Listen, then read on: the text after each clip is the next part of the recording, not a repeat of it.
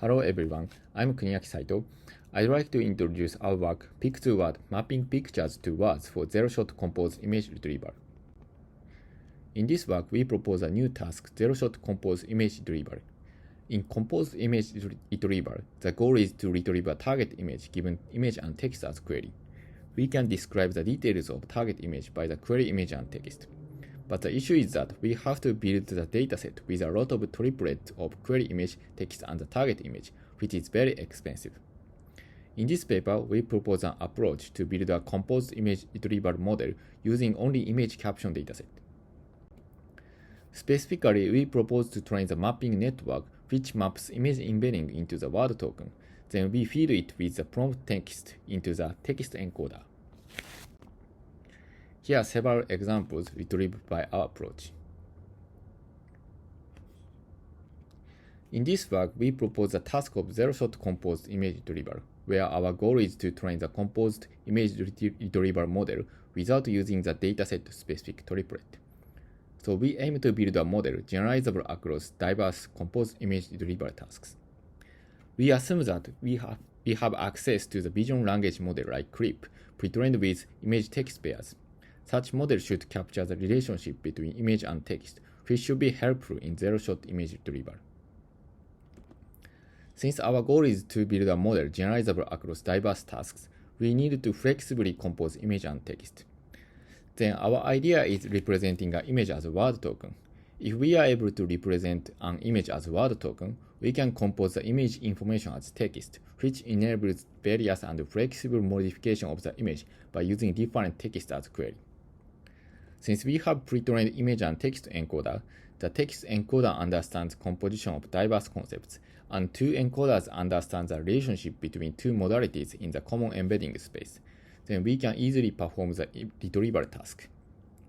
The question is how to represent an image as word token. Our idea is finding a mapping from image features to word token such that the token can reconstruct image features. Specifically, we train a network that transforms features into the word token and feeding the token into the text encoder. Our goal is to train the mapping network such that the obtained token represents the image features well. Then let me remind you how the two encoders are pre-trained. Visual encoder and text encoder are pre-trained on image text pairs by minimizing the contrast loss. Then we propose to map the image features into a word token so that the extracted language embedding can minimize the contrast loss. Specifically, image features from the visual encoder is fed into the mapping network, which converts the feature into a word token level feature. Then the token is fed into the text encoder with prompt sentence. We get a language embedding corresponding to the image feature. Then we want the word token to represent the input image, so we optimize the mapping network to minimize the contrast loss computed between the image feature and language feature obtained through text encoder. Both encoders are kept fixed during training, and only mapping network is optimized.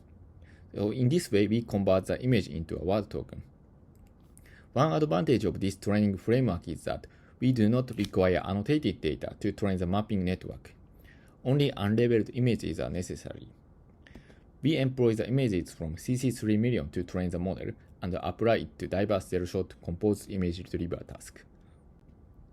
In the first experiment, we tackle converting the domain of input images. Given the token level feature from the mapping network, we use the prompt sentence such as domain of and append the estimated word token. In this case, a origami of is used as the query sentence. Then we feed the tokens into the text encoder and search within images with diverse domains.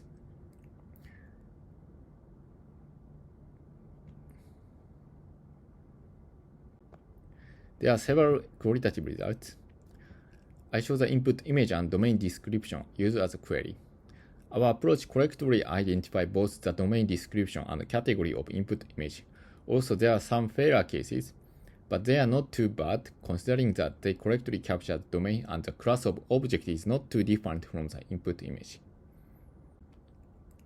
Next experiment is about fashion attribute manipulation. We follow similar procedure to compose image and text. We are given image and modification text as input, so we append the modification text after the word token from image and feed these tokens into the text encoder. There are some qualitative results. Query image and caption are shown in left.